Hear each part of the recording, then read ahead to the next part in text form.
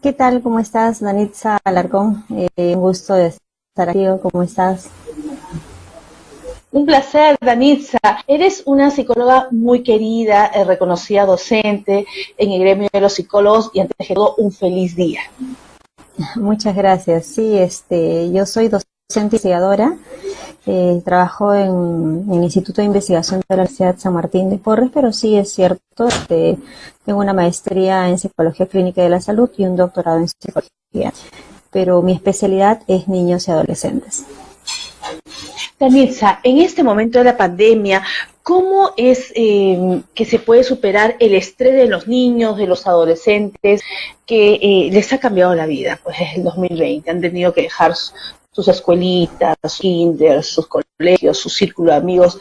¿Cómo los a entender? Ya más de un año ahora, los chicos se están adaptando a un nuevo estilo de vida. La percepción que tienen del entorno es totalmente distinto. Estamos hablando desde el entorno familiar, del entorno social, el entorno académico, y por qué no decir el entorno laboral de los padres, porque de una u otra manera también le afecta a ellos. Recordemos que los niños son, si estamos hablando dependiendo de la edad evolutiva, si vamos de los más pequeños a los más grandes, los más pequeños son receptores de las emociones de los padres, ¿no? Conforme van creciendo, ya los niños, de acuerdo a esa recepción de emociones de los padres, van yendo madurando y formando parte de sus conductas. ¿Qué es lo que está ocurriendo? Ya hace más de un año ahora, el trastorno de conducta, anteriormente estábamos en un 16% que ya era alarmante, ahora se ha, digamos, duplicado, ¿no? En ese trastorno de conducta englobamos todo, ¿no? Englobamos ansiedad, depresión, estrés, el trastorno de adaptación inclusive, si hablamos de conductas antisociales, ¿no? O sea, trabajamos con todo. Pero si bien es cierto, hay un pico más alto en todo lo que nosotros llamamos con depresión y ansiedad. Si hablamos nuevamente de los más pequeños, son receptores, ¿no? Y ya el hecho de cambiar, acordémonos que al inicio de la pandemia se estaba viendo un recurso, el hecho del uso de los instrumentos a nivel virtual, estamos hablando de la laptop, de los juegos virtuales, etcétera. Pero eso ya se convirtió no solo en uso, sino un abuso en algunos casos, ¿no? De lo que podían estar media hora, una hora, ahora forman parte de sus vidas, pueden estar 4, 5, 6 horas. ¿Y qué es lo que ocurre con este tipo de conductas? Hace que empiecen a oír, ese es mi espacio, ya no hay nada alrededor, y empiezo a generar que eso sea más importante dentro de mi entorno. ¿Por qué? Porque me permite huir de todas las cosas que veo fuera, ¿no? El aislamiento, las conductas de irritación, alteración de sueño, son las conductas más comunes dentro de ellos. ¿Por qué no decirlo? Los padres también están pasando por ese momento. Si hablamos de cómo los padres pueden dirigirse a ellos, los padres tienen que ser muy observadores en la conducta de sus hijos. Evitar que es malcriado, evitar el hecho de que no, ese es de la propia edad, ya se le va a pasar, no. Cualquier conducta o cambio de conducta que ustedes vean en su hijo es para nosotros una alarma. Anteriormente nosotros podíamos esperar un mes de algún tipo de conductas como alteración del sueño, como alteración de la alimentación, como la irritación, cambio de humor o algún tipo de placer. Ahora ya no esperamos ese mes. Ahora le decimos que si ustedes observan ese tipo de conductas en sus hijos, esa alarma, basta con que sea una sola semana. Entonces, esos cambios es acercarse al hijo. El papá que tiene mejor vínculo con el hijo es el que decirle qué le pasa. Yo siempre menciono a los papás, porque ha incrementado inclusive a los intentos de suicidio, que es forma de una conducta desencadenante de la depresión, ¿no? Les digo que traten de hablarles. No hay papá perfecto. No pretendo acá tampoco culpar a los papás. Pero sí el papá puede empezar a detectar qué tipo de problemas tiene en el vínculo con el hijo, para ir tocando la puerta, ir abriendo, ir permitiendo ese vínculo de calor, de comunicación. Va a ser más difícil si hablamos de la etapa de la adolescencia, eso lo sabemos, pero no es imposible. Ese tipo de base que hemos ido armando en los primeros años puede cambiar, de repente lo hemos hecho bien, puede cambiar en la adolescencia, pero es con apertura, evitando las críticas.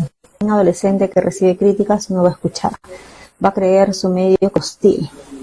y eso lo sume a que piense que es inútil, que no puede hacer nada, ¿no?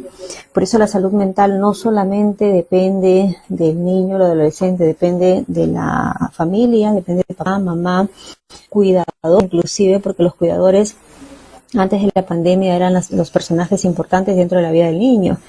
Ahora, como los papás ya forman parte de ello, ya están lidiando con sus actividades laborales, están lidiando con las actividades domésticas, lidiando con las tareas de los hijos. El estrés en el entorno familiar es alto, sumado a la parte económica, ¿no? Entonces el papá tiene que darse cuenta que él también tiene una carga complicada.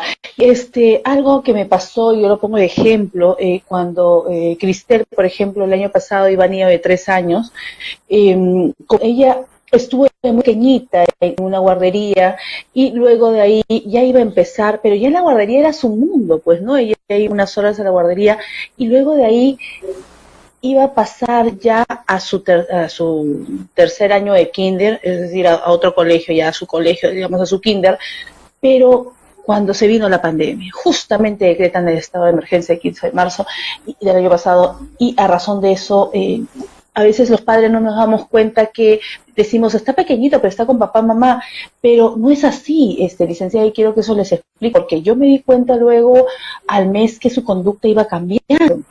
Entonces, al principio, aquí en casa decíamos, no, es que...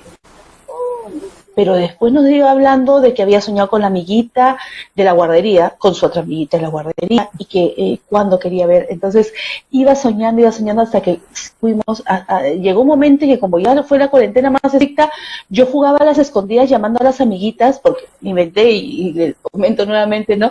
A jugar a las escondidas virtualmente, ¿no? Entonces a llamar a la amiguita y yo contaba y etcétera, y corría, y así jugábamos al lobo, jugamos a la rueda, con la pelota, etcétera, porque esas eran la manera de, bueno, ahora quizás es un poquito más fácil el tema y podemos sacarlos en algo, pero ¿cómo lidiar con el temor de los padres ahora, que si bien es cierto ya no existe esa cuarentena estricta, pero que también estamos en una pandemia incontrolable? Y sacarlos o llevarlos a un tema presencial, porque existen lugares donde todavía cuidan a los niños, claro, no son, pero se corre el riesgo de un contagio. Entonces, ¿cómo lidiar el temor del padre de familia ante el contagio del niño, a que algo pase, a la pérdida que podría pasar ante un contagio? ¿Cómo hacer este estrés? Porque es todo un cúmulo de emociones en un hogar. Aquí es entender de que el ser humano, independientemente que sea niño, adolescente, adulto o adulto mayor, es una persona biopsicosocial. O sea, no existe persona que no empiece a trabajar dentro de sus áreas, el área personal, el área laboral, el área social, el área física, ¿no? O sea, no existe. Si estamos hablando de los niños, bueno, el área laboral sí puede estar aislado de ellos, pero en todas las edades el área social forma parte de nuestras vidas, ¿no? No solamente lo que relata es parte de la conducta de un niño, lo mismo han estado las personas adultas dentro de ese proceso de adaptación. Es bueno trabajar, comunicarse mediante un Zoom, pero el cafecito ya no está, el piqueíto ya no está.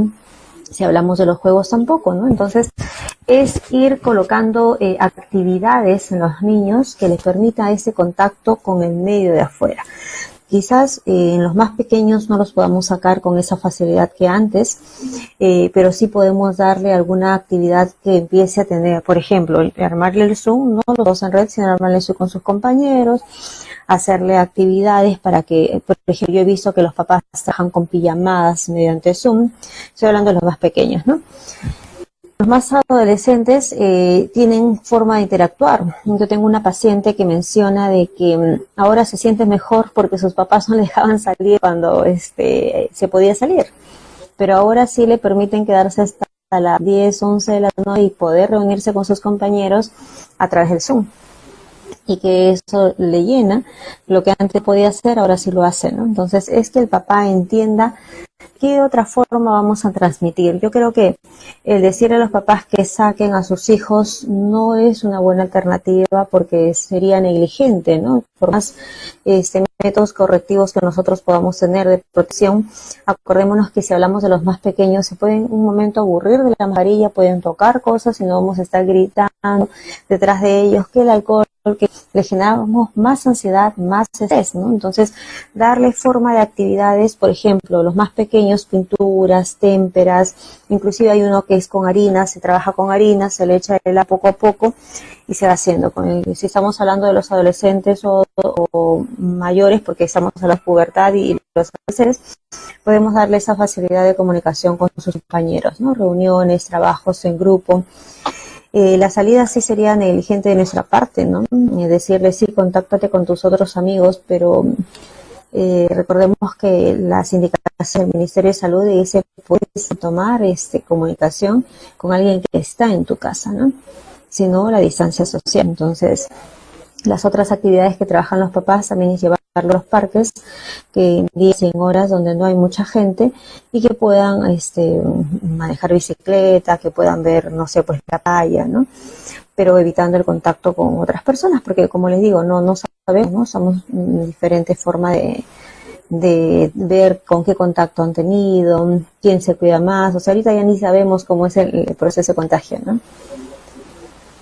Es que es algo que nos vino de un momento a otro, es algo que no es una pandemia incontrolable, conlleva todo un cúmulo de temas como la crisis sanitaria, la crisis económica, la crisis de pareja, la falta de medios económicos es el detonante en los hogares, entonces a veces ya se viene la fricción, y de eso están presentes los niños y adolescentes, y es algo que yo les digo siempre a los televidentes, a Nitza, que cuiden mucho su hogar.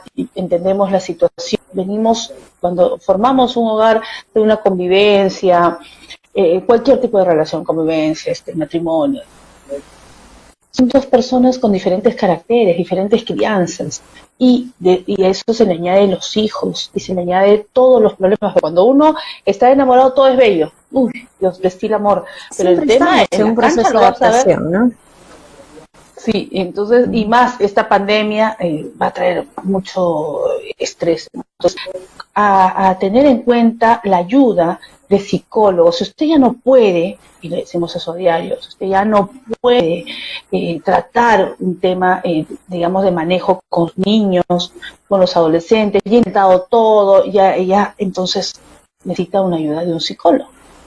Y para ello felicitamos al psicólogo, a todos los que nos están viendo, que de verdad hacen gala de la profesión y que ayudan. Y hoy día, pues, los psicólogos y los psiquiatras en sus momentos más complicados, ¿no? Etapas más complicadas, hacen, en cierto modo, sobre que los cuadros de estrés no lleguen a temas mayores, ¿no?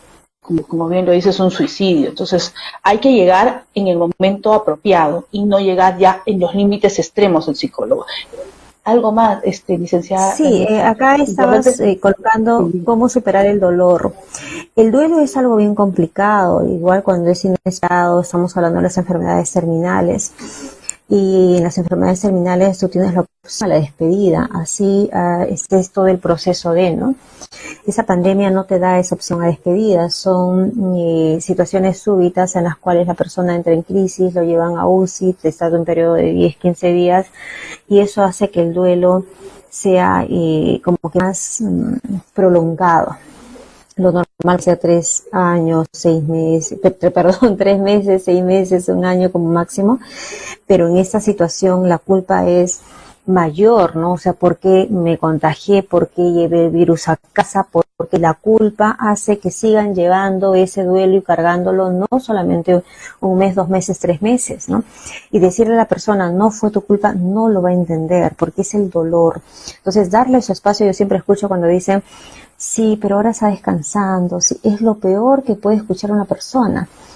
sí, pero date cuenta, ya no tiene dolor. No podemos decirle, ese es el dolor de la persona, puede entenderlo aquí, pero aquí no lo va a entender. Entonces, darle su tiempo, empezar a decirle cómo vivir su duelo, pero sí efectivamente mantenerlo vigilado.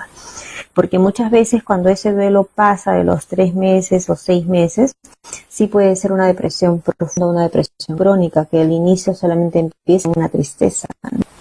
Entonces, sí puede desencadenar en otro tipo de actividades. Mantenerlo vigilado, Estar vigilantes.